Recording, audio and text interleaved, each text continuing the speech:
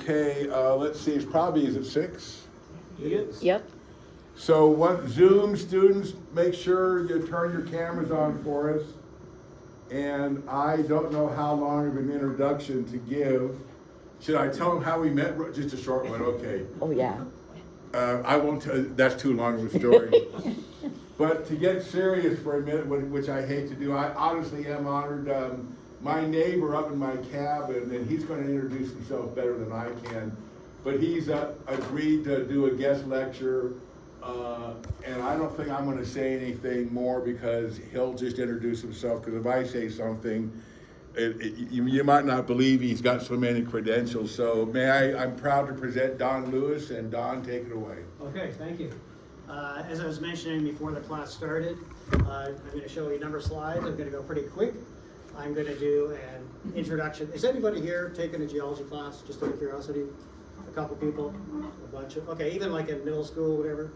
Anyway, okay, people shaking their heads. All right, so I'm going to go pretty fast through the basic geology because that's not very interesting. And then I'm going to get into, gold in Nevada, and very specific to Nevada here. There's 2 major kinds of gold deposits. I'm going to go through those, what they are, what forms them, and examples with photos, lots of photos. There's not many words in this presentation. You will be able to have a PDF of all the slides. So, like I said before, you don't really have to take notes. Take notes if you choose to. I might say something, flamboyant. And off we go. So let's talk about my background a little bit. Been a geologist for 45 years, worked in the gold industry for over half of that. Also worked in uranium and some base metal stuff, which is lead, zinc, copper, and traveled all over the world. That's some of the places I visited and worked at. And these are places where I really worked at, either worked directly myself for quite a period of time, or I did detailed evaluations of them, which meant, gathering all the data the companies were trying to sell us themselves. So we had access to all the data. We did on-site surveys and all that stuff. I've done about 70 of these things, about a little over a third of them underground, the rest open pit. Some operations are, of course, both of those. You take a note of where these places are, because the next slide shows where major gold and copper deposits are in the world. And, so here we are in Nevada over here. There's a lot of copper, but also gold in Chile and then into Argentina. Did work a lot of places in both of those. Been to Tanzania, studied this guy here. Been over to Burkina Faso and South Africa. I lived in Australia. I did quite a bit of work down in Western Australia, but I visited some of these other mines here too. And also had a great pleasure of going to Grasberg in Papua New Guinea, which is one of the world's largest and most exciting copper gold deposits. The world's largest gold deposit and copper deposit, the largest mine actually, the largest open pit mine, is Bingham Canyon, just outside Salt Lake City. You've probably heard of that and seen some photos. So, little tour of where I've been and worked. Northwest Territories in Canada. I've worked up there for a long number of years. Discovered the Ruby Hill mine in Eureka, named it Archimedes. Veladero, Argentina, that's up at 14,000 feet. Had a big camp there. We dramatically expanded the resource and made an ore reserve there, did a feasibility study before my company got bought out by Barrick. And then they went on to mine it, and it's still in production now for the last 20 years. Did work in the jungle. This is some little friends that you find in the jungle. This material here is called saprolite, and it's basically deeply weathered rock. It's not really, it looks like mud, and it effectively is. And this is about 50 meters or 165 feet deep. And you're gonna have to forgive me, I'm gonna go back and forth between metric and English standard, because that's what the gold industry does. Yes? Robin, are you seeing the smart board in the slides? No. Unfortunately, no. Sorry, I don't know what, sorry to interrupt. That's not gonna work well today then. Maybe we should point the camera at the slides. Yeah, good idea. Thank you. What you doing? You gonna fix it? That's a good camera here. Yeah, that's the camera. Just point it right at the slide. There you go. Thank you. Can you see that? Sorry, Yes. It doesn't want to stay. I'm on a train. Otherwise, maybe like, No, there's a way to hang on. We should have tested this when, before we started. Yeah, no, it's like, it's pretty set in that direction. Well, That's a technical bummer. difficulties. That's gonna suck for everybody not here, tell you that. We're gonna fix it, hang on. Oh, all right, never mind. So anyway, I'll keep talking about, now they can see it. Oh, yeah. There you go. Can everyone see, let's verify. Robin, can you see it? No. No, Uh-uh. all right. Hang on, sorry. You'll notice a whole bunch of copper in Arizona, a bunch of gold in Nevada. We're gonna talk about that. Eureka, Nevada, made a discovery there. Worked up in the, I got the worst sunburns of my life up in the Northwest Territories. And I got a lot of skin cancer out of that. All right, Veladero in Argentina. Here we are, 14,000 feet. Made a 20 million ounce gold deposit that's still being mined. Low grade, but it leaches extremely well, and that's why it's a mine. Here's the saprolite, 50 meters, 165 feet deep. And the local miners, this is actually a local mine, illegal miners, and they basically just pressure wash this, and the gold, of course, doesn't dissolve or erode. It's just sitting there in the weathered rocks, and they can get it out with simple gravity means like the old placer miners did, but it's actual rare rock. Let's move down to the opposite of 14,000 feet up. This is nearly 14,000 feet underground, either the deepest or the second deepest mine in the world. They're mining these rocks here, this 3 foot wide piece of rock that they've mined from surface all the way down there. Whole bunch of guys with jacklegs drilling at the exact same time and trying to go forward the amount, because if they don't go forward at the exact same pace, it'll blow up. These are termite mounds in Australia.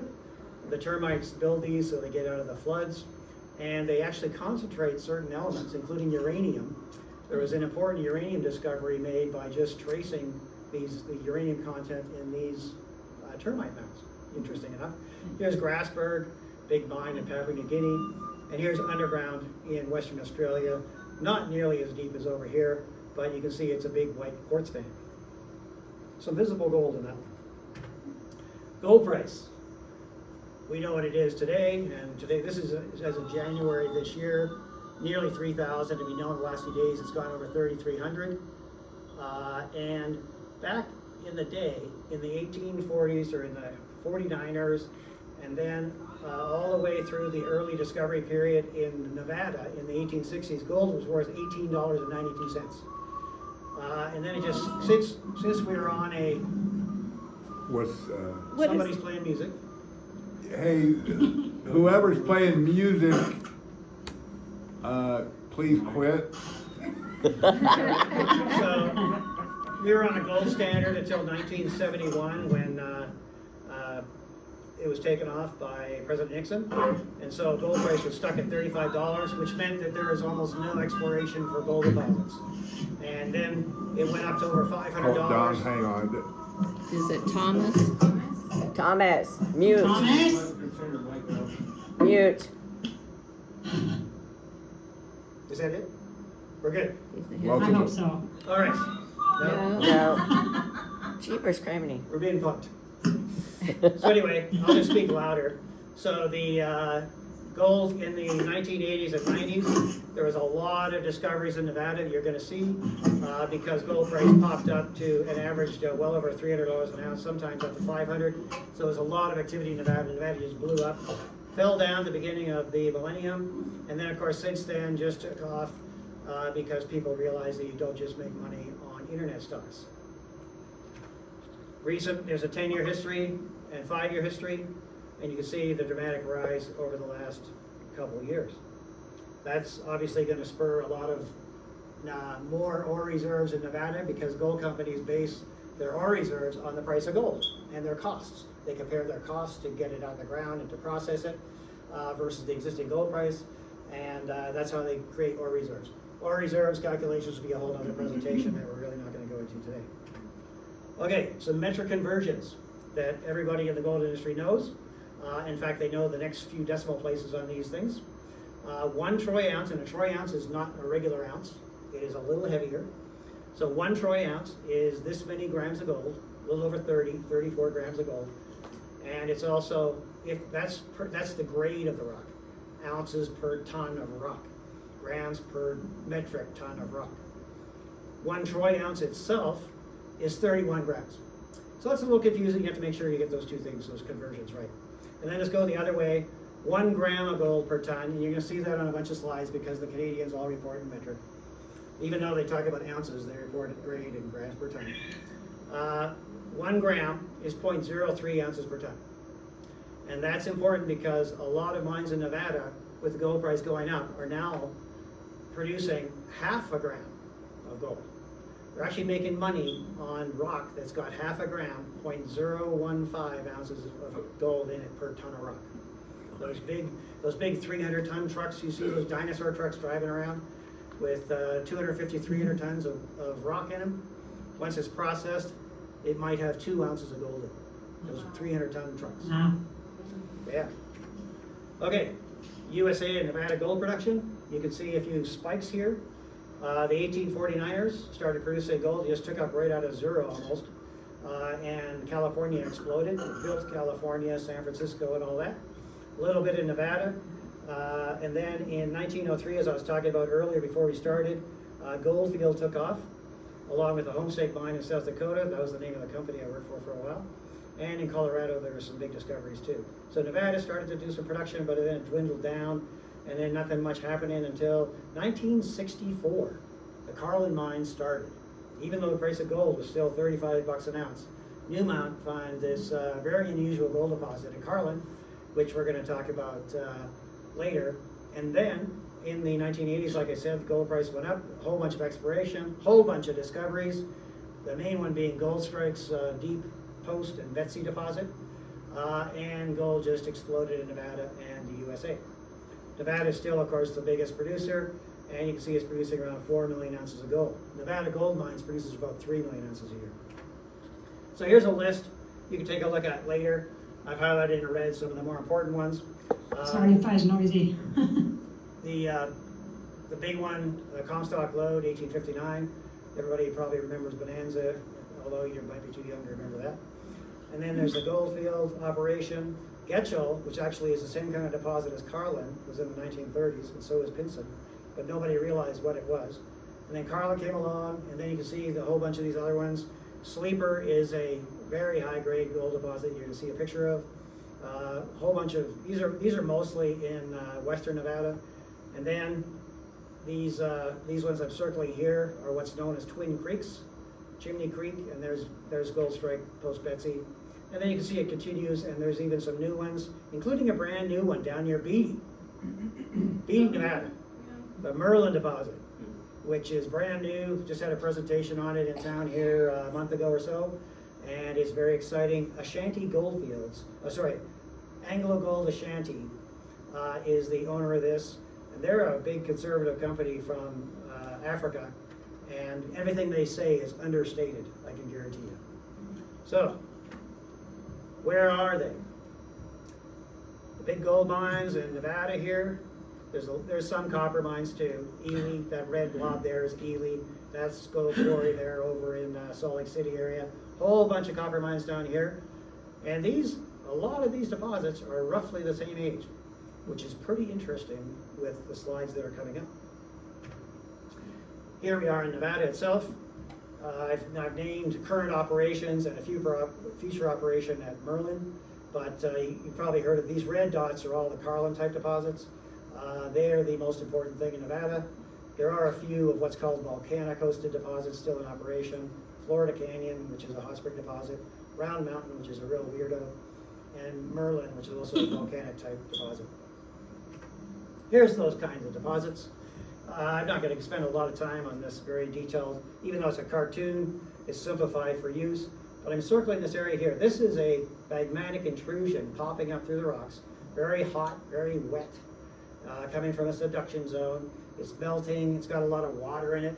It's fractionating, they call it, which means the rocks are evolving, getting lighter and lighter, and we'll find out what kind of rocks those are.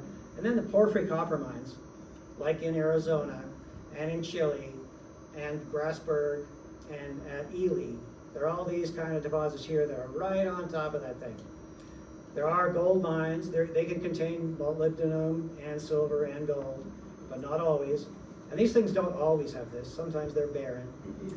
Right above that, you can have a gold deposit. We're going to see some examples of that. Further away, you can have hot springs at quite a distance from this. They follows up fracture zones and faults.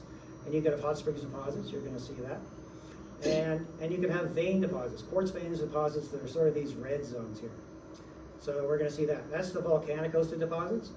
The Carlin deposits are different in the sense that they're a little older, and their key features are these fracture fault zones that bring up these same kind of solutions, hydrothermal solutions from depth. And then when those solutions get up to these very favorable rocks, these limestones very porous, you know, the solutions can go out in those rocks, and the physical chemical conditions make the gold drop out of solutions along with pyrite and some other minerals, and you're going to see pictures of that. And so this is a Carlin type deposit. It's silicified, which means that the limestone has been turned to silica, and that's a very important thing. Here's some examples of silica. Lots of different colors. You've probably heard of amethyst. This is a yellow quartz crystals down here that are good for wealth, I understand. My wife would tell me that. You can see white quartz underneath it. This is actually also silica, this red looking rock. It's called the jasperite.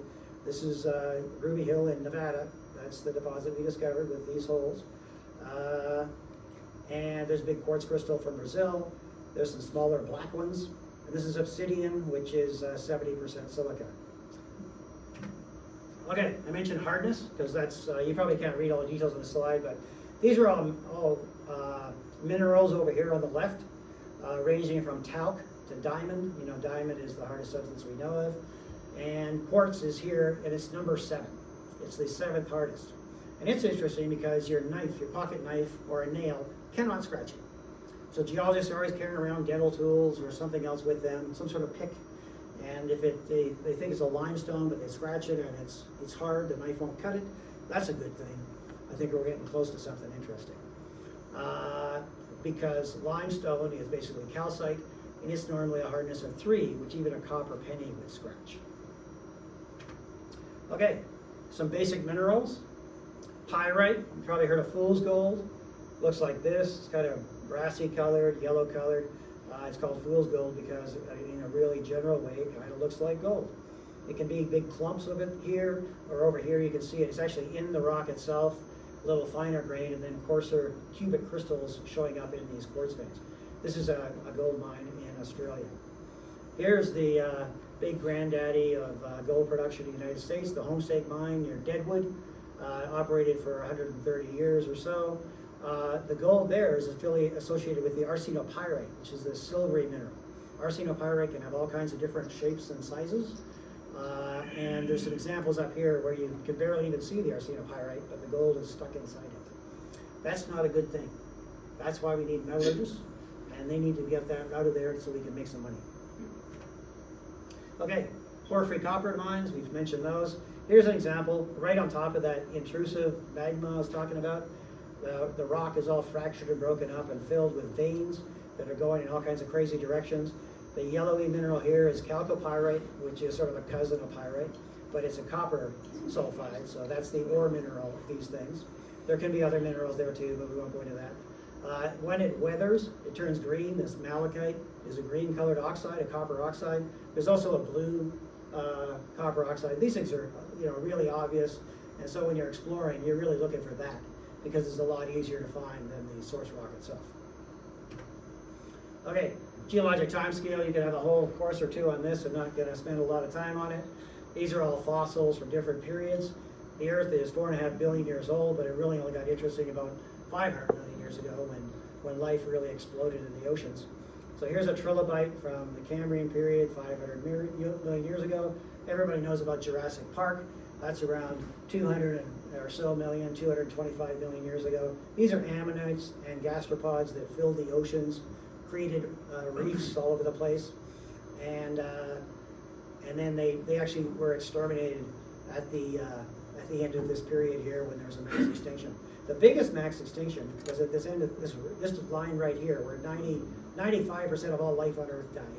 So that was a very big mass extinction. We don't know what caused it. All right, shark tooth, 10 million years old. That's a megalodon. So I've made some circles here, some ellipses. So the rocks here are the rocks that the gold is hosted in the Carlin deposits. You can see that it's very old, like 350 million years old. But the gold formed about 38 million years ago. So why the big 320 million year difference? We know the age of these rocks because of radioactive decay. Uranium and potassium are favorites for analyzing, the mineral constituents of some of the minerals that are in these rocks. And the half-life determines the decay from the parent to the daughter. So you can see as the parent drops down, an equivalent amount of the daughter created. And so you can measure the relative amounts of these in the rocks and determine how old the rocks were. Before radioactivity was discovered, people didn't know how old any of the Earth was. There was ranges, of course, from the Bible, about 6,000 years. And the best geologists, we're talking about the 1830s, they worked very hard at analyzing how fast they saw things forming naturally, streams and rivers and all that stuff. And they thought, maybe the Earth is like 200 million years old. No, 4.5 billion. Guesses never work well. So here we are in Nevada, key ages. We've zoomed in on this. I've already mentioned these rocks down here, the limestones. And these limestones formed when there was a shallow sea. There was no land where Nevada is and the areas around here. There was this big shallow sea. We were on the equator, so all these limestones were forming. It was very similar to the Bahamas or Australia, the Great Barrier Reef, and they formed these massive areas of limestone, which now are the hosts of these rocks, of these gold deposits. And we'll learn why that happened. Okay, let's back up to the most simple level. What kind of rocks are there just in general? And we're not going to go into metamorphic rocks because they're boring and gold deposits don't occur in them, hardly at all. So we've got sedimentary rocks, which are things like sandstone, you all know about, limestone, which precipitates in the ocean. A bunch of other stuff like salt deposits are also evaporative in the ocean. And then igneous rocks. We showed you that picture earlier where we've got different kinds of igneous rocks, and some of them are more interesting than others, and we're going to dive into that just a little bit. So here's some examples of conglomerate, sandstone, and shale. Shale is basically mudstone, and basically these are just difference of grain size. The conglomerate is coarse, kind of cobbles, pebbles that you see, like they make roads out of. Road base is basically that. Sandstone is finer. There's also siltstone, which is fine sandstone in here. Didn't bother with that. And then shale, which is mudstone that gets compacted.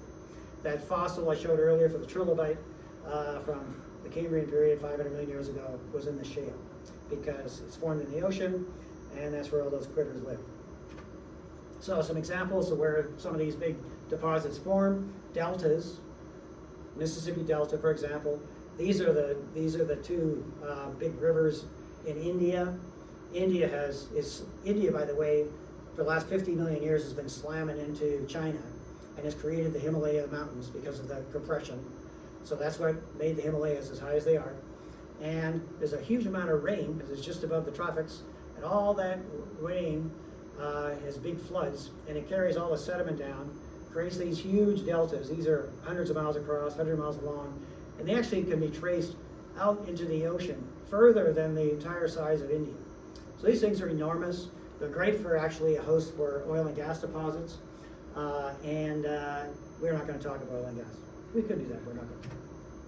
Here's an example you're more familiar with: alluvial fans that we see, all the pediment, all the valleys out here. It's called pediment, but it's basically a whole series of these alluvial fans that happened over millions of years.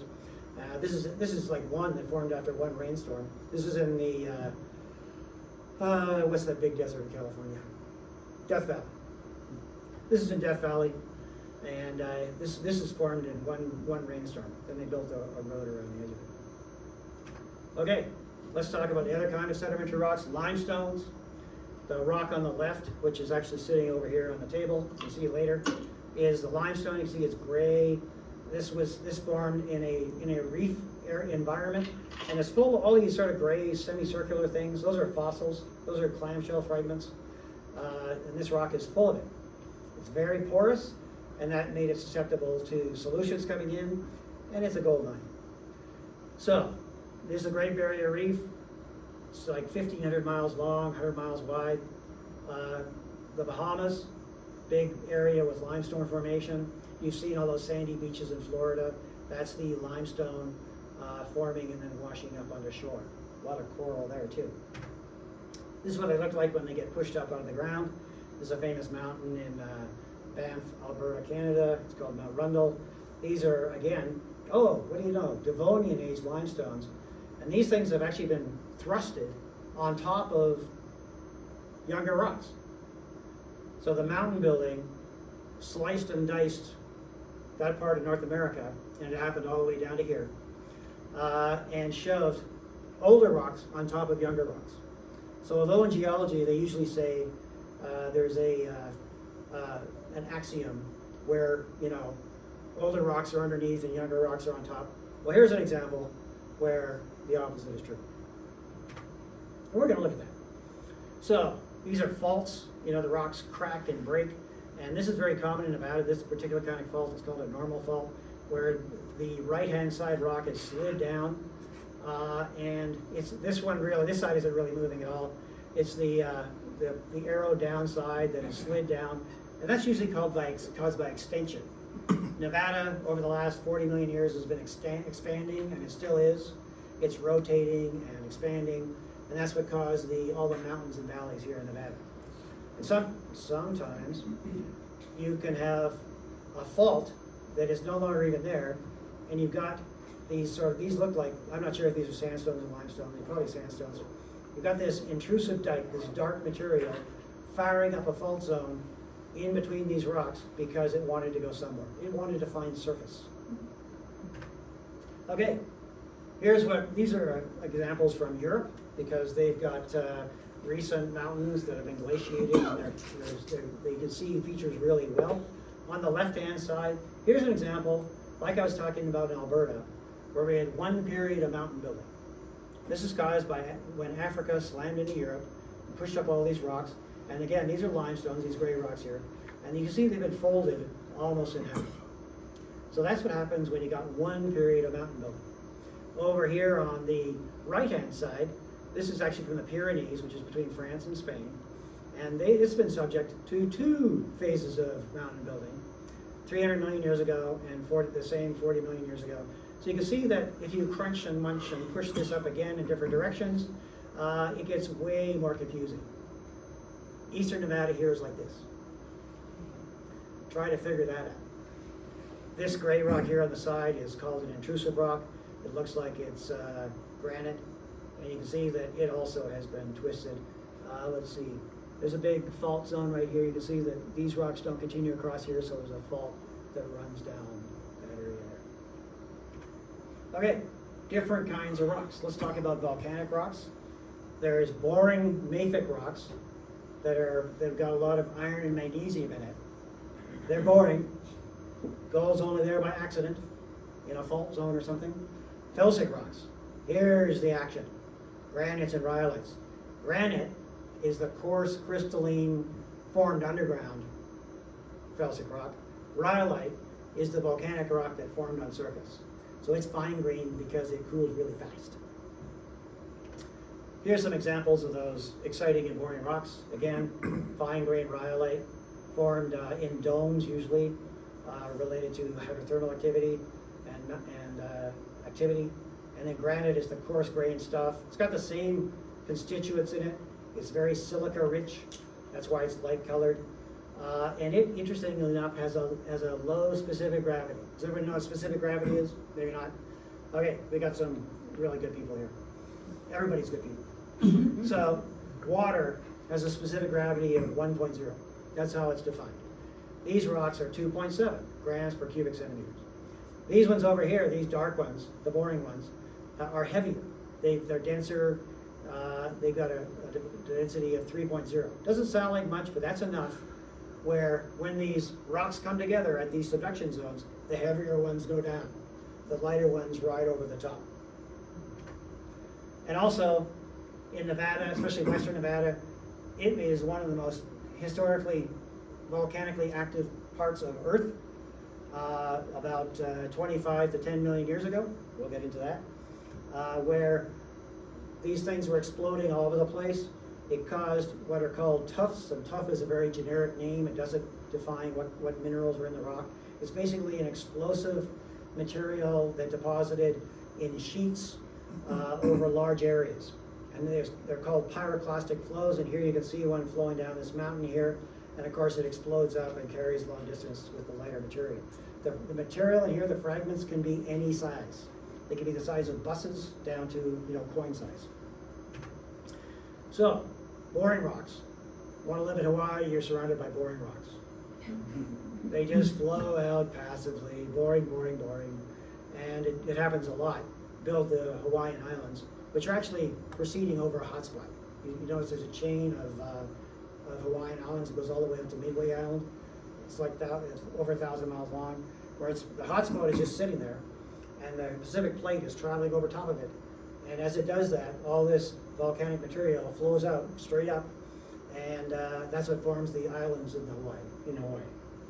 Same sort of thing is happening at Yellowstone, by the way, except it's exciting rocks there. So here you can see a guy getting a little too close. They're boring, but they'll still kill you.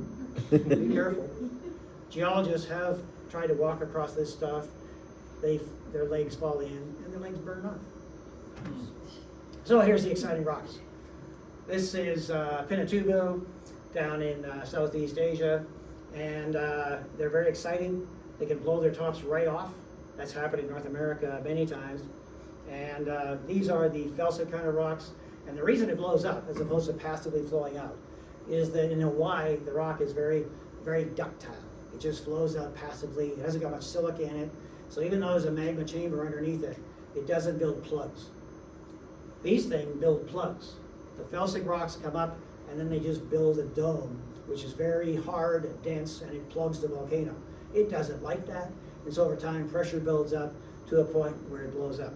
That happened at Mount St. Helens as well. So, these things blow up so much. You ever heard of Crater Lake, Oregon? It's this big lake, big circular lake with an island in the middle. Well, it blew up 7,700 years ago and dispersed ash, volcanic ash, all over the western states and up into western Canada. And it blew off 8,000 feet at the top of the mountain. And then it created that lake. That happened in Nevada over and over again. So here's a map showing the distribution of that Mount Mazama. There's Crater Lake. Here's the distribution. It's not even accurate enough because Edmonton is just at the top of this scale. I went to school, my bachelor's degree in science in Edmonton. We went out to a glacial till deposit, and the professor put his hand in this about 6-inch thick layer of white-looking material. That's this stuff from Mount Mazama. And it's easily dated because of the minerals in it. There's the little Mount St. Helens. Everybody's all excited about Mount St. Helens because it's later.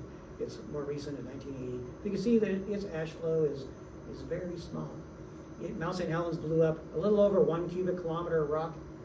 Mount Mazama blew up 50 cubic kilometers. There's calderas. This is a brand new one. Just south of Mono Lake, which is also one of these things.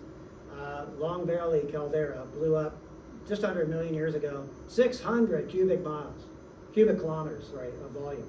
More than 10 times the size of this. Yellowstone, when it blew up a couple times, it was about twice that size. So yeah, Yellowstone going off would be the end of things. So, here are where earthquakes and volcanoes occur. This is a map showing the epicenters of earthquakes, and the black triangles are active volcanoes today, and you can see they form a pattern. A lot of the earthquakes and volcanoes are in the same spot, and sometimes there's not many volcanoes. That's Iceland right there, which is basically a volcanic island, and it's caused by the Atlantic Ocean spreading apart.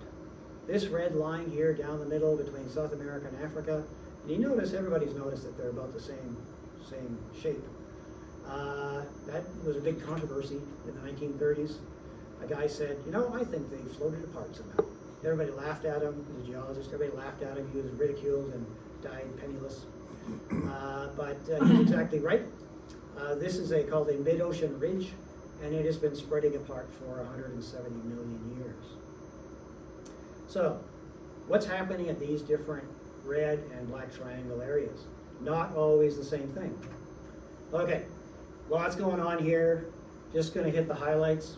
Let's say this is North America, over here on the right. It's traveling basically west, a little north of west, onto the Pacific Plate. Let's call this the Pacific Plate. And it is an example of that. So we're overriding the lighter, less dense rocks, and it's thick. This is like tens of kilometers thick, like 40, 45 kilometers thick. The ocean rocks are only a few kilometers thick, let's say 5. And so they're dense and heavy, and they're being subducted. Continents going over top of it. As this goes down, it melts. And as that melts, it comes up through the surface, and that's what causes these volcanoes. Sometimes these things move suddenly. That's what causes these enormous earthquakes, like we had down in Indonesia, and something called the Cascadia Subduction Zone up in Washington, Oregon, and British Columbia.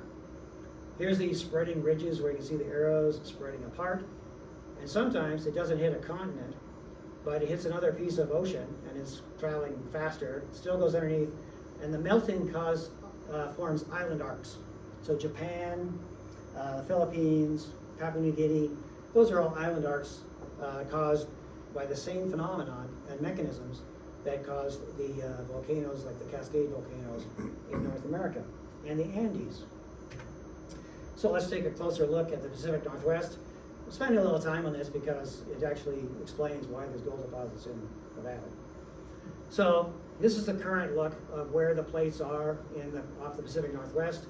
There's a subduction zone here. This is this Cascadia subduction zone. It goes off every 500 years or so. We're overdue for the next one.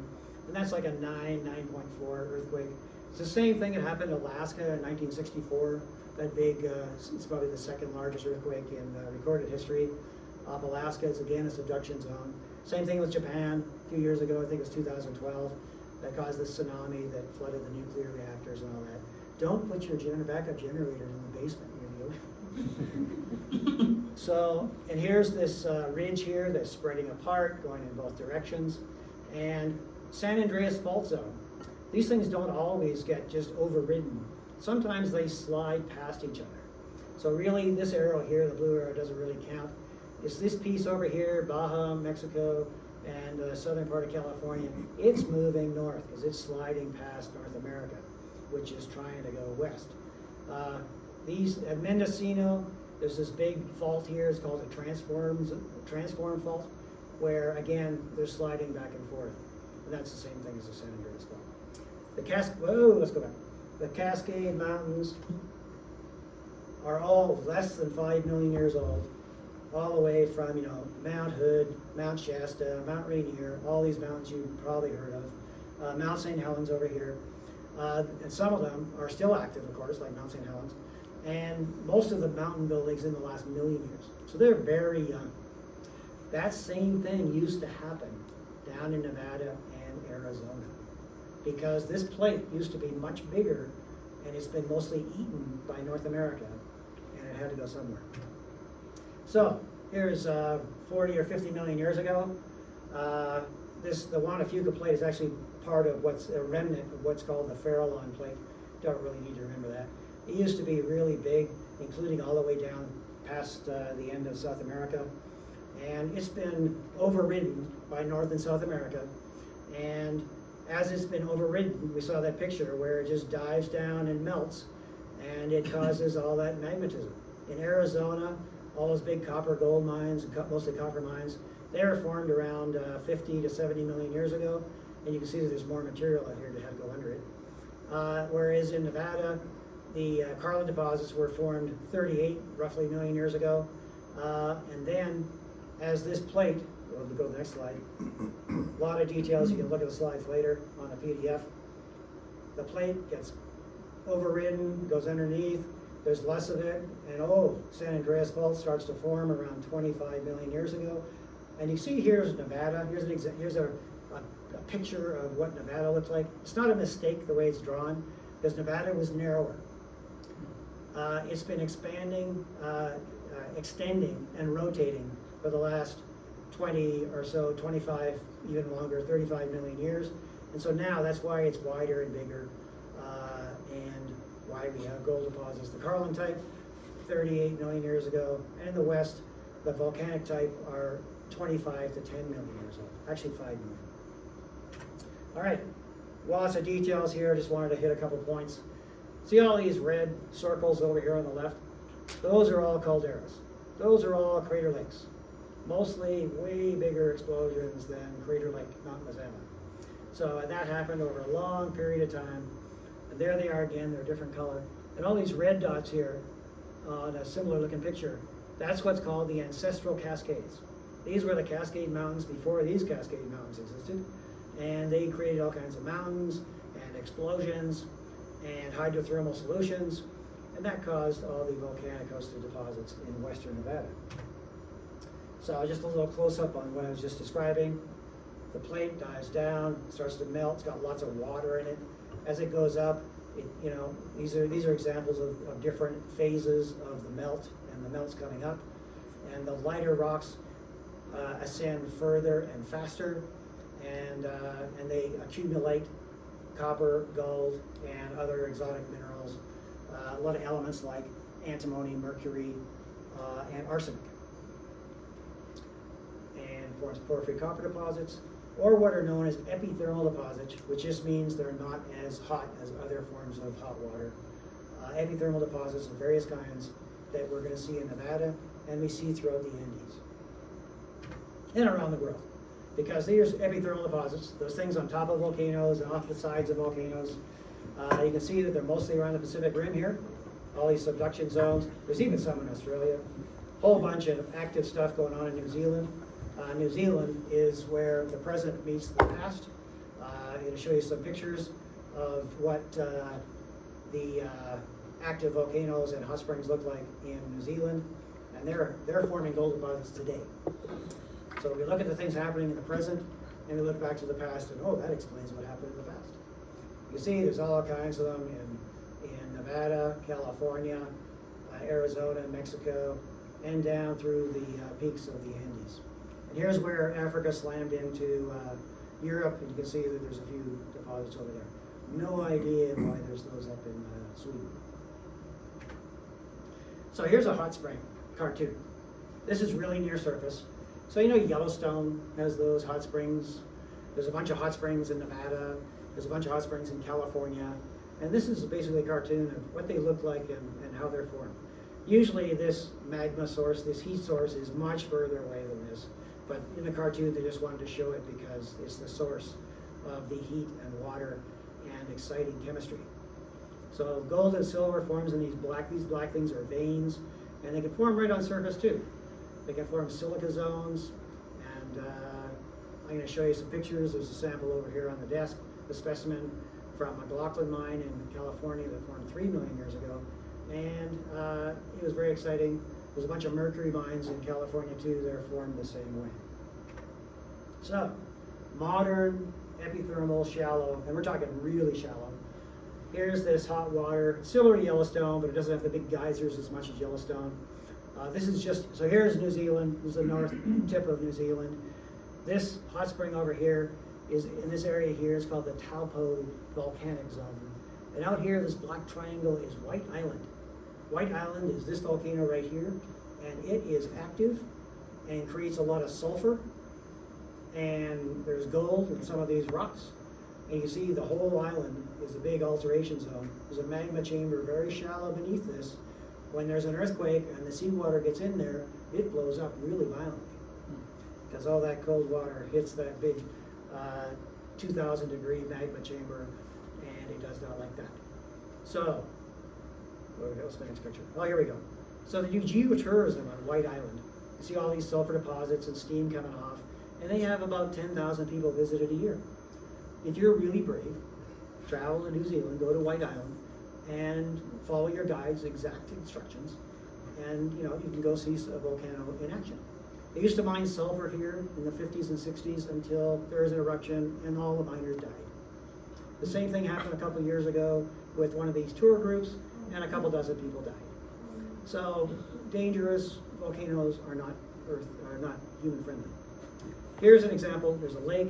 This is one of these plugs. I was talking about a plug in the throat of a volcano. It's forming and it's steaming. It's between 300 and 800 degrees Celsius, so that's way over 1,000 degrees Fahrenheit. And you can see again sulfur forming, and there's probably all kinds of very interesting chemistry happening there. Vuggy silica. That's actually a symptom of these kind of deposits. Vuggy silica. So it's silica with native sulfur in it. It's replaced all the rock that ever was there, and it's just sort of silica with holes in it, and it's got sulfur and gold. There's an example right over there. All right, if you want to work for Newmont, you might be able to go and work as a geothermal reservoir engineer. Lihir Island in Papua New Guinea is, again, part of one of those island arcs. It is an active geothermal system where they have to very carefully monitor their water depletion, where they have to pull the water down around here so that they can mine the rock. This is all steam coming out of vents that they've drilled to try and control the geothermal energy. They have not had an accident there where all kinds of bad stuff happened, but it is a very exciting place. The gold is affiliated with pyrite, and it's all produced by autoclaves. It's refractory, has to be pressure treated, pressure oxidized, so that you can get the gold in. Okay, let's look at some quartz veins. This is, again, very shallow, near surface. This is the Ken Snyder mine at the Midas. That's the Ken Snyder mine, but it's also called the Midas mine. Not too far from here. People drive there every day, or from Winnemucca. And this is Sleeper, which is another one of these things. These bands of yellow-looking material is gold. So it was found in 1982, caused a big boom in exploration in that part of Nevada. Different types of epithermal systems. I invite you to look at this later. We've got examples of virtually all of these here in Nevada. Just showed you those pictures of the Midas mine. It can be very massive veins, but it's usually a vein swarm where they're interconnecting and traveling across each other. The veins at Midas average about 4 feet thick. Here's Florida Canyon. Florida Canyon, I'm going to show you a picture of it, is right beside a geothermal power plant. It's one of the youngest gold mines in Nevada, and one of the lowest grades. It's been operating for 45 years. It was a miracle it went into production because the gold price went up. I was talking about McLaughlin. It's a hot spring deposit. It causes these breccias. It blew up a number of many times. Has a whole bunch of veins in it, and sulfides, all kinds of stuff. But it's one of these guys. In Colorado, there's a great example I'm going to show you a picture of this vuggy silica. I worked on a deposit like this in Argentina and analyzed one in Peru. Very exciting, very near surface. Round Mountain is a really oddball. Nothing else like it really anywhere. The gold is very finely disseminated with very fine pyrite throughout a volcanic ash unit, an ignimbrite, one of these pyroclastic flows. And it's disseminated over a very large area. They think it formed on the edge of a caldera 25.4 million years ago. Let's look at some pictures. Here's this vuggy silica. Here's a picture I grabbed off the net from Summitville. You can see Summitville formed 22 million years ago. Here's Piarina in Peru. You can see the vugs. This is vuggy silica. It's got a bunch of other minerals finely disseminated. That's the dark stuff. You can't see it too well in the photo, but there's native sulfur throughout this. There's a specimen over on the table you can look at later. So these are very exciting, formed right on surface on top of a volcano. And these are the kind of ages that we see throughout western Nevada and the Andes. Here's this hot spring deposit in California called McLaughlin. The company I worked for discovered and mined this and processed it with autoclaves. It's got a lot of this carbonaceous material, which I think might be the reason they had to use autoclaves. You metallurgists in the audience could be able to explain that. A whole bunch of different quartz veining, lots of sulfides of many kinds. There's so many different kinds of sulfides. There are some new minerals discovered here because there's so many different exotic things. You see this is a breccia rock where the ground exploded and then got got penetrated with fluids that deposited gold, pyrite, a bunch of stuff. Here's an example of sort of the average look of these things, a whole bunch of veins crossing each other, many different generations, so many pulses of activity formed 2 million years ago. Round Mountain, we mentioned this, disseminated in pyroclastic ash, very boring looking rock. This particular rock is sitting over there, and you would not know this is a gold deposit. I was mentioning to the class, some of the class earlier, that originally Round Mountain was one of the very few placer operations in Nevada. In 1906, they found this thing and started placer mining, hydraulic mining near surface. And here you can see this is gold in a quartz, narrow quartz vein, and when you clean it up, it looks like that. These are very famous specimens that you can buy for more than the price of gold. This particular piece here is worth $21,000 today. Here's a big honking slab of these fault zones, gold. Obviously, the old timers wouldn't have any trouble finding and following that underground. When it went into production in the late 70s, they'd forgotten all about this. Forgotten totally about it. It was only in 1994 or 5, a geologist was working in the pit, a grade control geologist working in the pit, and saw this really weird zone in the floor of the pit, and tried to get all the equipment and big trucks to not run them over. Got over there, took a sample of it. It was this stuff. He went and told the mine manager. He says, "I don't know what you're talking about. There's none of that around here. We just leach gold. This leaches extremely well. You got 70% recovery of this very low grade rock. It's 0.03 ounces per ton. Now they're mining 0.01. They're stacking on the leach pads 0.01 ounces per ton and making money, a lot of money. So anyway, the geologist went out to the big heap leach pad with a wheelbarrow and a metal detector and filled his wheelbarrow as much as he could with this stuff, brought it back and dumped it on the mine manager's desk. A few years later, Round Mountain had a gravity circuit. They introduced a gravity circuit with spirals and shaker tables that grabs the coarse gold. So here's these epithermal veins again. They're not always vertical. This is actually in Japan. This is the famous Hishikuri mine in Japan. You can see it can be quite thick, lots of different pulses through it. They're not always vertical. And you can see it's pretty chaotic. So it's hard to understand these things when they're in the subsurface and you're just trying to explore for them. Florida Canyon is a hot spring deposit. All these quartz veins here, again, have pyrite and stuff. It's entirely oxidized. It's above the water table, so it's entirely oxidized. And again, it leaches extremely well. Very, very low grade. It's been operating for 45 years. This is my wife took this photo right here on Sunday. And this is the geothermal plant. There was a big drill just further to the south that they just dismantled over the weekend.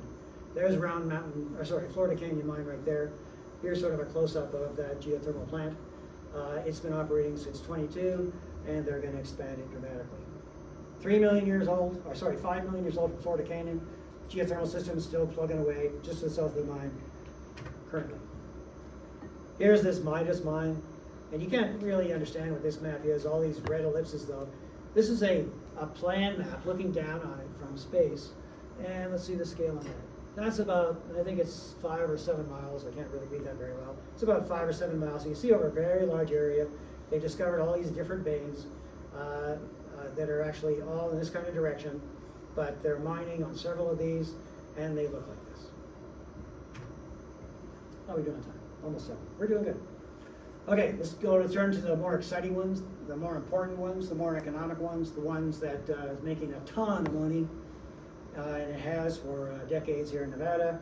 That's why Elko is as big as it is. That's why all the miners and stuff live here as opposed to Winnemucca. And they are these limestones. You remember those mountain photos I showed you? So these 360 million year old limestones were thrusted, folded, vaulted several times, all messed up. And then this magical hydrothermal stuff came in with the subduction of the Farallon plate, and 38 million years ago formed virtually all the coal deposits. Took a long time to figure that out, but this is the consensus now. This is what the science says. The science. Bingham Canyon is the exact same age. Formed the same process, except it's a porphyry copper mine. silicified limestone, got a whole bunch of gold, and the gold is in what's known as Arsenian pyrite, where there's pyrite in the core of the specimen, and then arsenopyrite grew around the outside of it with the gold. So when it's oxidized, it dissolves the pyrite and arsenopyrite, and you can leach it. When it's not oxidized, and I'm going to show you an example of those two things, there's some on the table too, they need to be, you have to release, you have to crack and blow up and burn and oxidize the pyrite, arsenian pyrite, and that's why you've got roasters and pressure oxidation autoclaves, which are the future in Nevada. Carlin deposits, you can see this later, a whole bunch of them, they're gigantic. The biggest one by far is Gold Strike, 60 million ounces of gold at pretty high grade. It's already produced 50 million ounces. That's what caused the explosion of mining and production in Nevada in 1986 and thereafter, and why everybody's still exploring in Nevada. They want to find the next ones of those. And there actually have been quite a bit of success. I showed you that list of when these things were discovered. Gold Rush is a brand new mine, just went into production about a year ago. It's got a 24-year mine life. It's going to produce 500,000 ounces of gold a year for 24 years. And there's another piece of it right next door that could be just as big and twice the grade, called 4 Mile. Now, Barrick is so excited about this. Every single presentation their CEO makes shows a slide of 4 Mile. Very, very exciting. So here's these boring-looking limestones that are filled with pyrite and arsenopyrite. This is the age of them. This is where most of the gold occurs. Some of it occurs. There's siltstones above and siltstones below, and those were considered cap rocks, where they weren't very receptive to the gold solutions, so the gold didn't do much in it. Sometimes it did, especially in fracture zones. But the gold shot out into the limestones, created these huge areas of gold mineralization of crazy grades. Here's just pictures of the limestone, and here's a map, a cross-section. A cross-section is like a slice of bread where you're looking at the bread after you cut it, or a piece of cake and you're looking at the yummy filling inside of it. So this is a cross-section from west to east, I believe, or north to south. This is from north to south. Here we've got these. The blue is the limestone rock, and you see that's the extent of the pit is this black. Went down and got all this gold, and then they're going underground to get this big blob over here, this big red blob, which is high grade, over 7 grams per ton gold, which is about almost 0.2 ounces per ton. Unheard of grades over these distances. This is 60 million ounces of gold. And you can see it's, whatever that is, it's about over 1,000 feet down. So it's very deep drilling that hit it, went through all these barren rocks. Very bold exploration that discovered it in 1986. That company became Barrick. Barrick was a nothing company with a tiny little gold mine in Ontario until this happened, and it turned them into the first or second largest gold miner in the world. Again, here's the kind of rocks. They're limestones, they're gray, but they're completely silicified, and they've got a ton of gold in them. This one here is nearly 1 ounce per ton. This one is nearly 3 ounces per ton. You'd never know without analyzing it. You'd never know. So, a lot of analysis for all the rocks that you drill through. And because it's associated with the pyrite, it's refractory, it needs either an autoclave or roaster, and you guys are the experts on these things. Here's examples from Archimedes in Ruby Hill. We discovered this in 1993. These samples grade 0.4 ounces per ton. This is oxidized. You can see it's brown and oxidized, looks rusty. This is the same rock, unoxidized, and it's white and limestone looking, and it's completely silicified as well. This is below the water table. This is above the water table. Okay, so here's a micro photo. That's 5 microns, that little bar there. And all that's 50 microns, 5 microns, 5 microns. So a micron is a millionth of a meter. So we're looking at very small pictures. Here's the pyrite with arsenopyrite growing around the rim of it. Here's the whole crystal itself. The gold is inside that Arsenian pyrite, and that's why if it's not oxidized, you gotta treat it to get it out. They're getting deeper. We're exploring deeper and finding deeper. Here's this gold rush deposit I was just talking about. Here's 4 Mile, which is even deeper, and it's in the same area over by Cortez.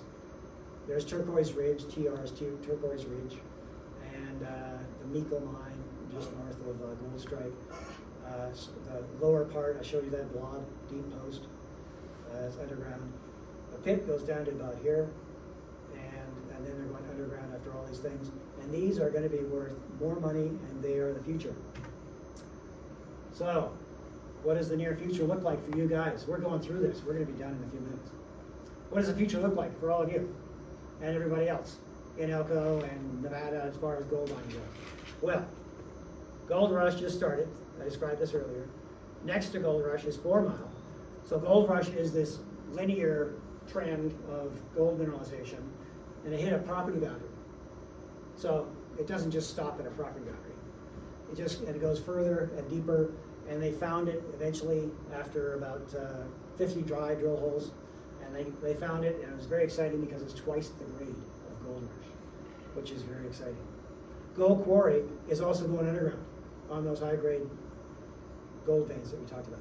We showed you pictures of it. Bald Mountain, Marigold, Florida Canyon, the other big producers in Nevada, still going along, plugging along, and this is before the gold price just went up. So they got at least 5 years each, and it's probably going to be a lot longer than that. Here's this Merlin deposit, very exciting, very impressive gold intersections underground. It's going to be a big, massive open pit, and it's probably going to produce at least 9 million ounces. That's a resource of 12 million ounces. Difference between a resource and a reserve. The reserve is the part you can get out economically. Okay, here's Nevada Gold Mines forecast through 2038. The next 15 years or 14 years, whatever that is, 15 years. And this is without new discoveries. And they're making new discoveries virtually every year, and I'll show you the proof of that on the next slide. You can see the different mines and how much they're going to produce. So if you're a miner or a mining technician or a metallurgical engineer, whatever you are, you're going to have a whole career ahead of you working for Nevada Gold Mines. And that's not going to be the end of it. And that's before the price of gold went up. Nevada Gold Mines measures their ore reserves at $1,600 gold. Actually, $1,500 gold, sorry. $1,500. It's over $3,000. That means there's going to be more ore reserves. What kind of ore are we talking about? Here's Carlin. This is Carlin. Carlin has got some oxide, and you can see that's what they put into a traditional mill or a heap leach pad. And it's less. It's looking to be like it's less than 25%. It's going to be even less in the future. And before the even new discoveries are counted, a lot of refractory ore. So a lot of metallurgical work and new. They expanded a roaster recently. They're rebuilding the Sage autoclave, and they're spending hundreds of millions of dollars on these things because the future looks bright. We'll talk about how bright the future is. So I did this little slide a few days ago, and this is their Nevada Gold Mines ore reserves on a 100% basis, because Barrick owns this much, 61.5, Newmont 38.5, Barrick's the operator. At the end of 2000, they had 42 million ounces of gold. At the end of last year, December 31st, 2024, they've got almost 44 million. What? Went up by 2 million. And oh, by the way, in these 4 years, they produced 12.1 million ounces of gold. So that's called depletion. They depleted the ore reserves by 12 million ounces, and they got more. What kind of more? It's mostly at Cortez Underground. You see it's up by 4.4 million. That's including Gold Rush. And it's even gone up at Turquoise Ridge, underground. So underground it's gone up 5 million. Surface went down over 3 million. So less surface mining in the future, more underground mining, more refractory ore, more metallurgical work. Prepare to work underground in the dark. It's pretty good, I've done it. So here's this is their CEO's presentation from a couple weeks ago, and they're very excited about. Here's Cortez down here, the pipeline deposit, the original Cortez, what's called Cortez Hills, which is a discovery about 20 years ago, and then Gold Rush down here, and it travels. There's a straight line. You can't really see it on this map. There's a straight line that goes across the property boundary, and that's where they discovered 4 Mile. Even at Carlin, they're still finding, near Gold Strike, they're still finding new gold deposits because they're drilling like crazy. So here's this 4 Mile project. This is Gold Rush over here. Can't really see it. They're really just showing the underground workings here. These gray shapes are underground workings. Takes a lot of work to develop an underground mine. It won't be in full production until 2028, and then it's got more than 20 years ahead of it. But oh, they're very, very excited about this. Let's look at this grade. 6 grams gold over here, which is 0.15, and it's the same material over here, except it's thicker, bigger, twice or more than twice the grade, and it's gonna keep growing. So they're very, very, very, very, very, very excited about this. Underground mining. Let's go over to Turquoise Ridge. So here's Turquoise Ridge. This is a cross-section of a large area. Turquoise Ridge, where they're currently mining underground. The big Twin Creeks super pit, they call it. And they're gonna be exploring in here where they think they've got great targets, pretty deep, it's gonna be underground, but they're gonna be drilling like crazy on these targets over the next few years. Round Mountain, I mentioned it's going underground. That's their slide from April, that's this month, they put out this slide. And they're showing their grades and stuff that they're doing. They're already developing a decline on a pit here, and they are targeting underground production starting in 2029. Is that what that is? 2026. So underground production is starting pretty quick. They're going after that high-grade gold. Bald Mountain, just a slide you can look at later showing that they've still got 3 million more ounces of reserves. They produce about 200,000 a year.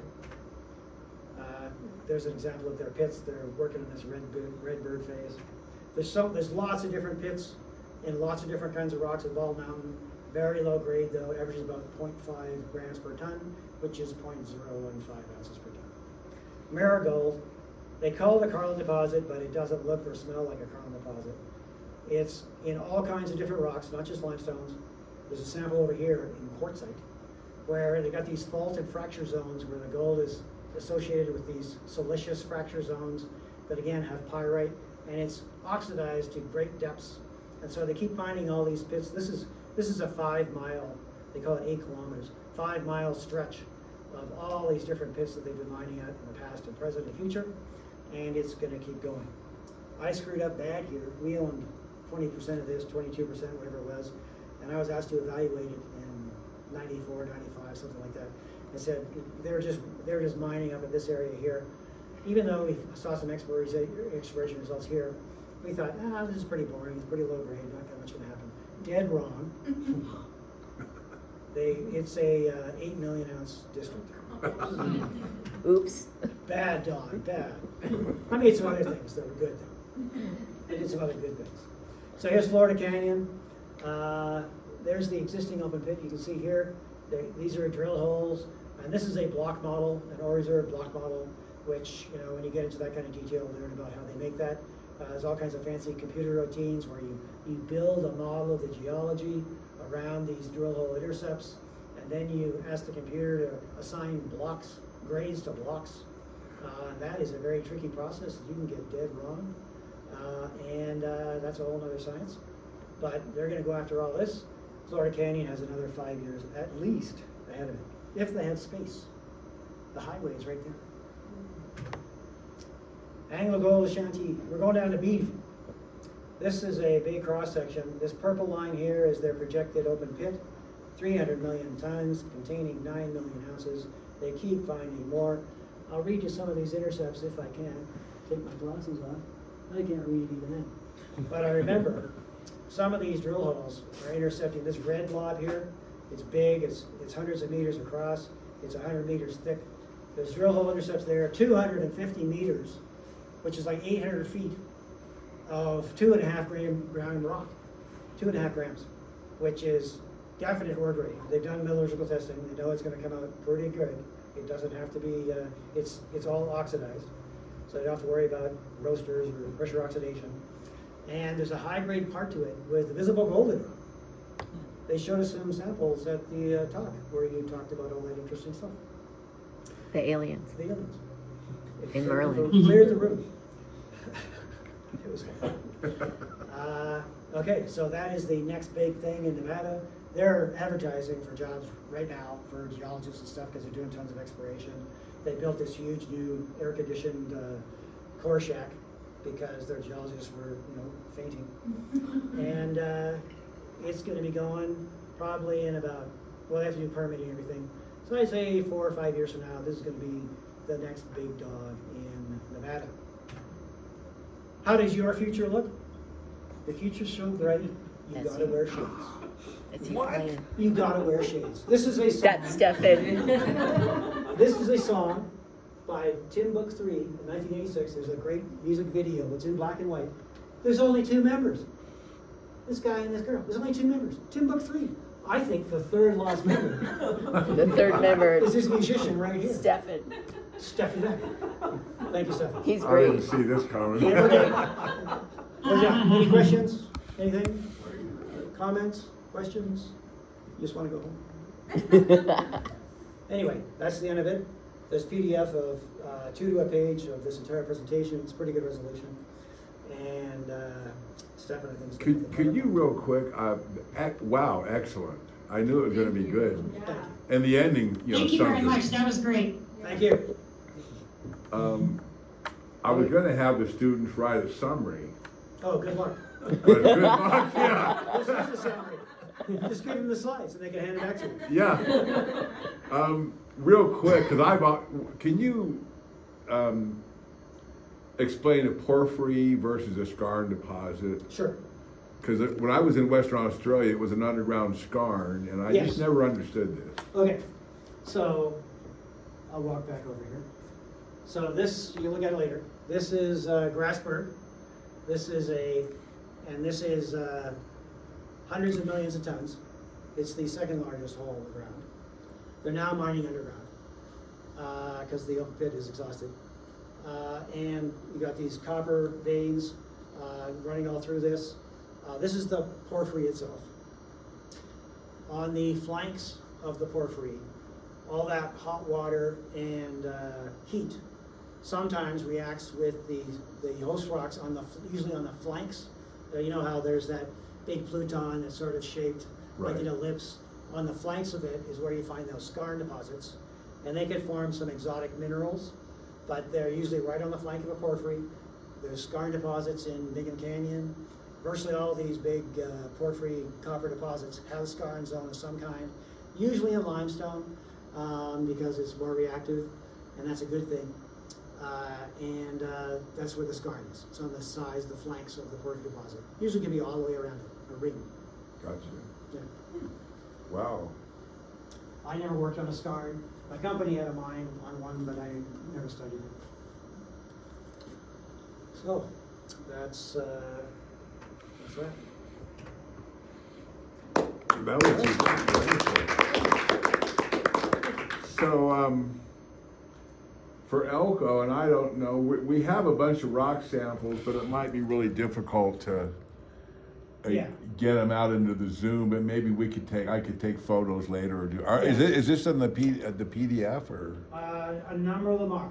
Okay. Round Mountain, so they can't see me, but I'll be able to pull it up. So these 2 right here are the Those are- photo of the current deposits of where Helene, can we- you can see it. Hey, well, This is which one's him? you This want one to here, put- this is the oxidized siliceous limestone. This is the unoxidized siliceous limestone. These are in the slides. Yeah. You can show them. Do you want to take the time to put them on your hand? Sure. Oh, there you go. Oh, yeah, because we got this pretty sample. Yep, here. do one at a time. Okay, Oh, yeah, because we got a couple examples that we didn't show. Yeah, so I think that'll work. Helene is the expert. I think I did what, Can they see that? she might have to do something at her place. This is a specimen with all that native sulfur in it. Oh, look at good. that. Thank you. Nice. Well done. Great job. Look at that. So you can see the native sulfur blobs here. This is a silicified volcanic ash unit. It's entirely silica now. Replaced the rock.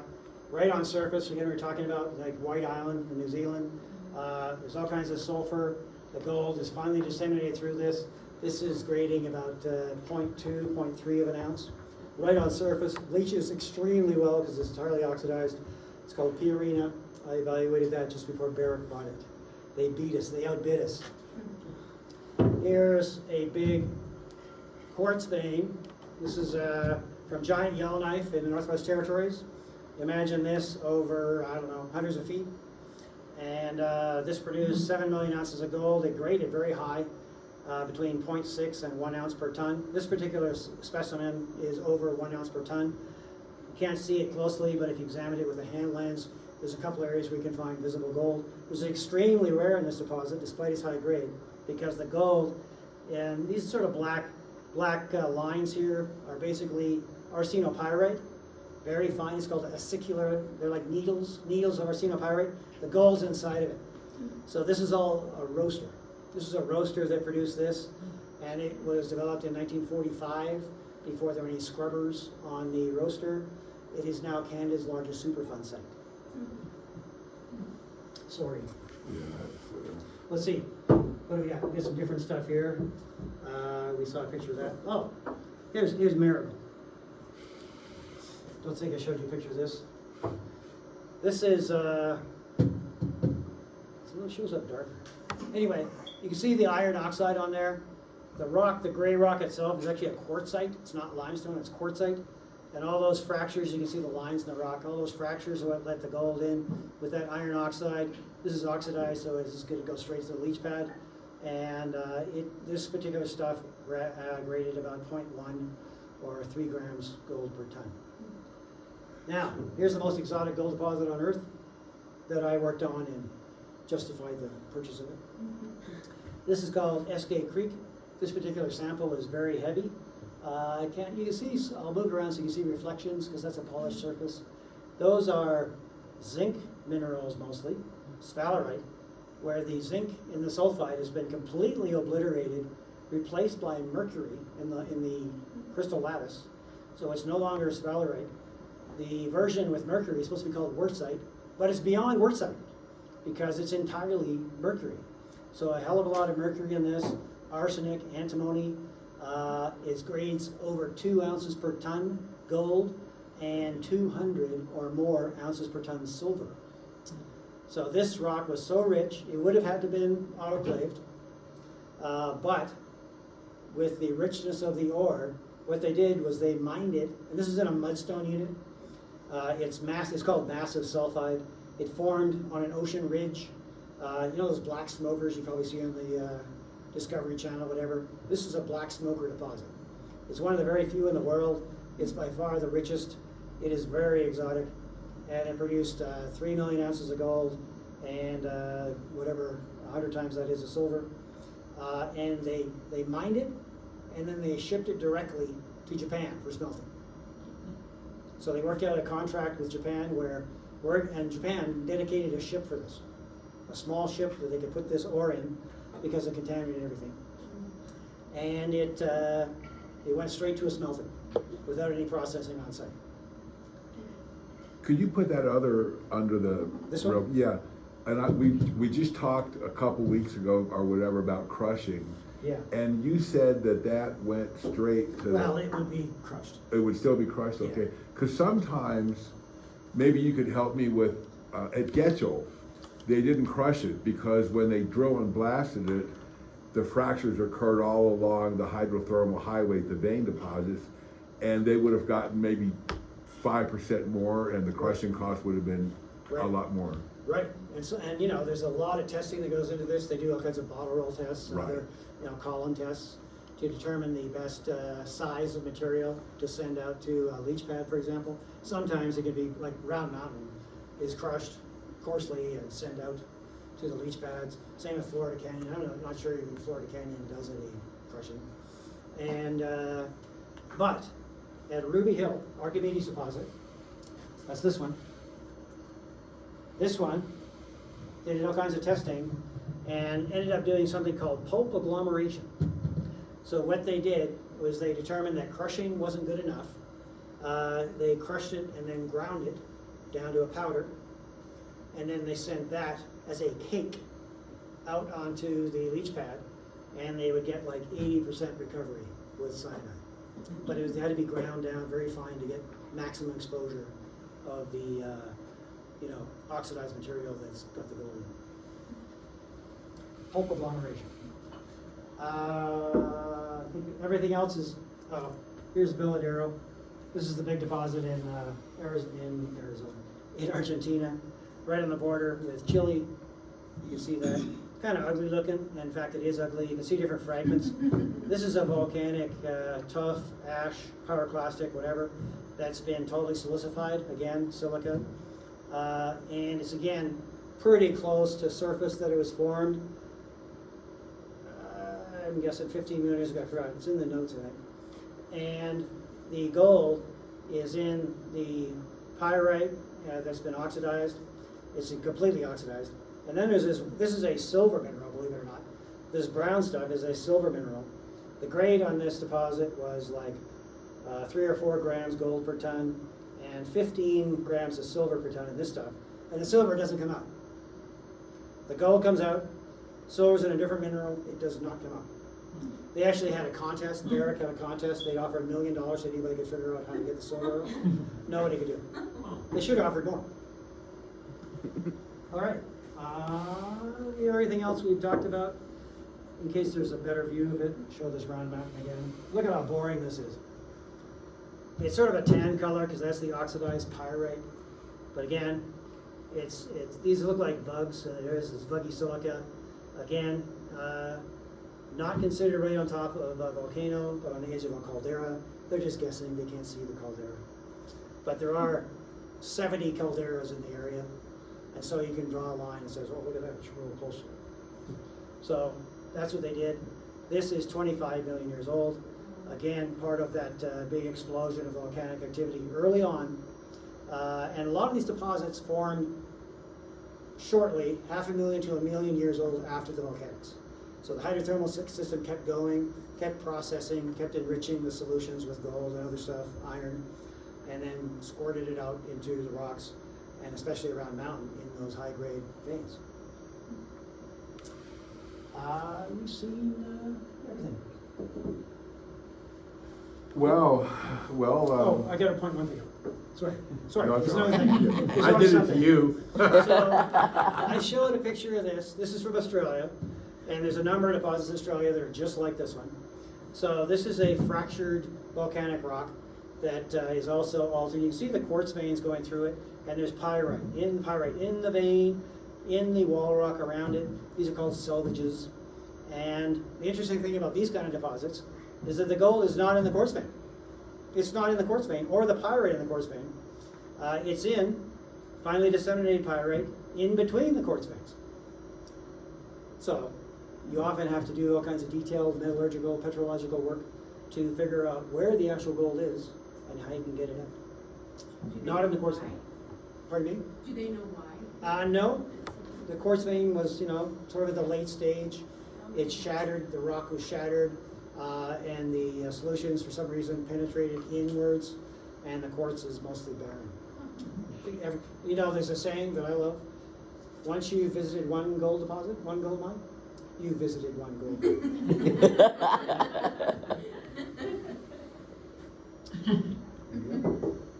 All right. Oh. Want to hear a story? Sure. Okay. I tell stories all the time. I showed you that picture of 13,700 feet underground in South Africa. And I mentioned that if they don't all drill at the same pace, it'll blow up and do a lot of physical damage to the miners. So this was in 1993 or four. And so still, early on in the getting rid of apartheid in South Africa, but there's like 40,000 people underground in this mine. There was another mine nearby. It's called East Rand, this mine, the deepest one. There was another mine nearby where there are 60,000 people underground. And they're all, Africans. Well, everybody from that area, part of the world is Africans, but black Africans, Zulus. And they're not all Zulus. That's one particular tribe. There's many different tribes, and they don't like each other frequently. There was a whole group of people that did not come up to the boarding on site. And they're there for 6 weeks on, 2 weeks off. They lived underground. Their friends would bring them water and food because if they came up to the barracks, they'd be killed by their other tribes. This mine took an hour and a half to get down to where that picture was taken. 3 different shafts. The last one was inclined. We actually changed clothes halfway down because we were sweating so bad. 130 degrees down with ventilation. With ventilation, it was 130 degrees. And the miners are dressed in short shorts, rubber boots, and a hard hat. No hearing protection, no safety glasses, and they're crouched down like this. Really. Oh my God. And then we came up. There was the main elevator. It was a double decker, and for some bizarre reason, the professional staff, which I was traveling with, the geologists and engineers, we were on the lower part of the elevator. This is a cage. This is a cage that is going to go. It was the last 8,000 feet straight up, and above us were the miners who wanted to get to surface. They were fighting and climbing over each other to get into the cage. The cage is rocking and rolling. And then we got in. And on the way up, they're above us. We got peed on. We got peed on. Why were we on the bottom? Anyway, that's a funny story. And then we got changed again and had a shower on top. So, that was exciting. There's stories like that all over the place. You know, bear stories in British Columbia, Northwest Territories, grizzlies. I never had a really bad encounter, but I had some encounters with grizzlies. And up in Canada, nobody carries a handgun.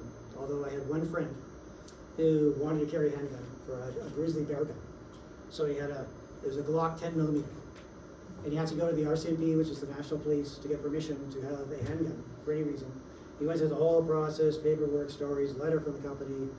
Yes, he's going to be put in danger. Yes, there's grizzly bears. Yes, there's been attacks.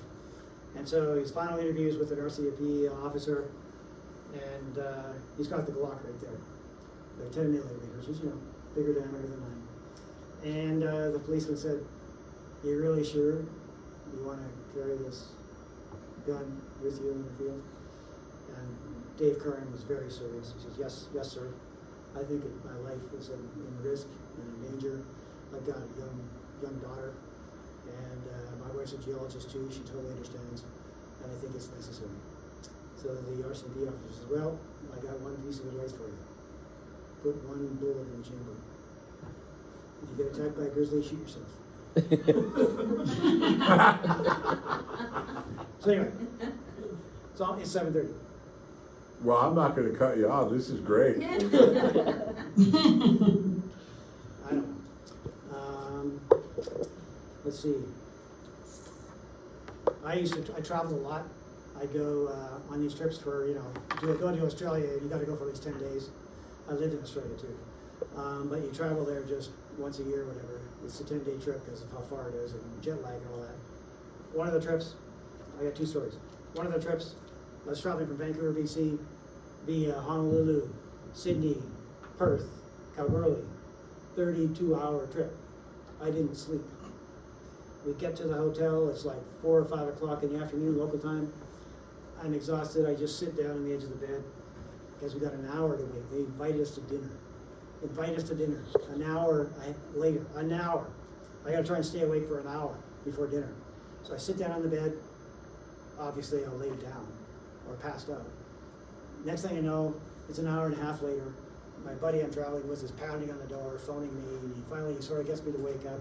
And I groggily get up and join him. There's two of us, and we're meeting with the mine manager and the chief geologist.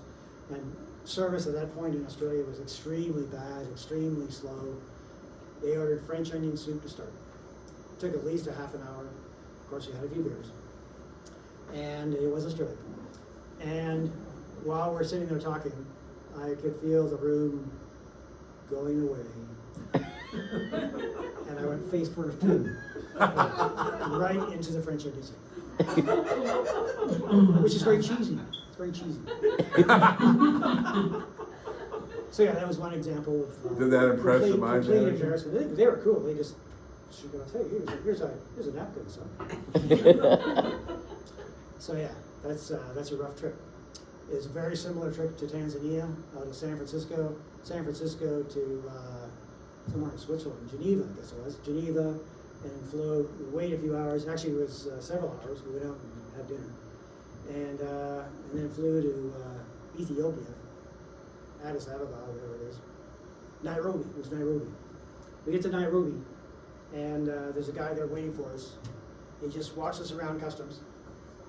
There's the metal detector, everything. Like, come on, let's go. So we walk around the metal detector, out onto the airfield. He's got a small plane, and we thought, this is pretty good. No customs control here. Put my passport away.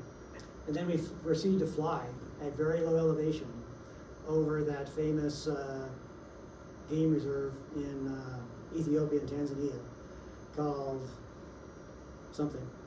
I lost it. It was right there and I lost it. I carried too much information around. And buzzing herds of elephants and giraffes. The pilot thought it was fantastic. I got some great photos, but I'm sure it was highly illegal. But the pilot didn't care. He was putting on a show. And so that was a good trip. We get there. We immediately go to the mine. It's an ATCO trailer. Ceiling's much lower than this with these fans spinning around. My buddy, who's like 6'3" or 4, he's with me. He's got his bag, a sling bag over his shoulder. And he's not really paying attention where he's standing. So he grabs the sling bag and lifts it off his head. Thwack, thwack, thwack. And sliced his thumb, his right hand thumb like that, in 3 really deep gashes. Like really deep. One was right through the fingernail. And we're in Tanzania, height of the AIDS scare, HIV scare. And he's sitting there with his thumb in his mouth, and he's got a lot of pain and stuff, and he's just looking at me with these huge eyes, thinking, I'm not going to the hospital. I'm not going to the hospital. So we go back to the room eventually, and he just bandages it up, and we have a whole presentation from the mine guys. And he goes back to the room, and he's looking around at, we've got these really simple little first aid kits we travel with, you can bandage up, okay? And so he's washing it off and everything, and he's looking around for whatever he can find. Under the sink, there's this container of what's called Dettol. Dettol is a bug killer. And so he just dumps the whole bottle all over his thumb, and then bandaged it up as good as he can. And then he got it treated back in San Francisco when we got back there. And he lost most of the sensation in his thumb, but didn't contract any bad diseases. No blood transfusion, thanks. All opted out. Blood transfusion, thank you. 40% of the workforce had HIV. Oh, wow. Wow. We tried to buy that mine. It's the Gator mine in northern Tanzania. Homestake? But we got outbid by Anglo Gold. Was The it company's name was, what's that? Was it Homestake that tried to? Yes, Homestake. Before Barrick bought him? Yes, a few years before. So we bid whatever it was, hundreds of millions of dollars. Another company called Anglo Gold outbid us and bought into that company named Ashanti, and now it's Anglo Gold Ashanti, and they've got that Merlin deposit down there. Ah. It could have been Homestake Ashanti. Anyway, that's good. Thank you. Yeah, that was great, thanks. Thank you. Well, you helped the theme I keep trying to, the common theme for the whole semester is mining, metallurgy, geology. It's not just donkeys and pickaxes. It's very Not high anymore. tech. Not anymore. Yeah. The Homestake mine, originally, it was found in the 1870s, and you see it in the show Deadwood, where they shoot some miners who are trying to steal gold. Anyway, the original mining went underground fairly early on. They called them quartz ledges. They were chasing the ledges underground. And so they went underground. And you know how they mined? They had guys, and these are mostly Cornish miners from Cornwall, England. And there's a name for it, I forgot the exact name. But basically, one guy would hold a piece of steel. The other guy would swing an 8-pound hammer 5 times, and then they'd exchange. Because that's how they could trust each other. I'm not going to hit your hand because I don't want you hitting my hand. But there was no explosive. They were doing it right now. Wow. And then they got explosives. Any questions out in Zoom land? I don't think so. No. Thank you, though. You're welcome. Yeah, and I'm sure everyone appreciates the time and effort, and yeah, it's Don's my neighbor, and you know we both have great lives, and it's just because of the mining Yeah. industry. Tell them what I do now. What's that? Tell them what I do now. You built He his builds decks. decks for me. They're level and secure, Yeah, very safe. yeah. No, well, he, Good decks. It must be really expensive. about a year ago, no, he gives me friendly neighborhood wages. About a year ago, he said, hey, I'll give you friendly neighborhood wages, because he remodeled, he turned a old mine into a starship. I have a beautiful library now, and no one knew how to do it, and he just did a great job, and now I have a deck outside, and hopefully I can continue taking advantage of his great wages and build some more decks and maybe add something to the barn. Who knows what'll happen, but this is just fantastic. I can't thank you enough. Yeah, this is just wonderful. Yeah. I built 2 cabins that we rent out for Airbnb. Yeah. It's a CIA compound, I think. Well, I'll say this real quick. His property is next to mine, and it was completely undeveloped. Yeah. And we met Big hillside, no Yeah. flat land. Yeah. about 6 years ago. Trump came into town, and a bunch of people went to the Trump rally, and we just kind of ended up walking into the airport together and Yeah. just started talking. And then we exchanged phone numbers, and then he goes, well, we'll be up next month, and I said, well, what are you doing up here? And he goes, well, we bought some property. Well, I already blew the end line here, but I said, well, that's nice, and never knew where the property was. And about 2 years later, I bought my cabin from John, and Rice. Yeah. as John Rice, and as I'm almost at my cabin, these crazy people up in the hillside in a tent would be waving at me. And I said, who are these people that keep waving at me that live in a tent? They said, well, they bought that property. And then I said, it couldn't be. And I described Don and Stephanie, and he goes, yeah, they're from Henderson. I said, absolutely no way. So we stopped and walked up the driveway, and Don's wife, Stephanie, goes, is that Stephen? That's Stephen. And I said, it can't be. So Should I tell him the spy story? Sure. Yeah, so my daughter actually thought he was a spy. Because he had a plane. Then he buys a house next to us. And I ran for Congress in 2018. So, you know, we're conspiracy researchers. My daughter apparently is worse than I was. She's like, and he actually did work in military intelligence. I was a spy. Yeah. She watches a lot of Netflix Yeah. shows.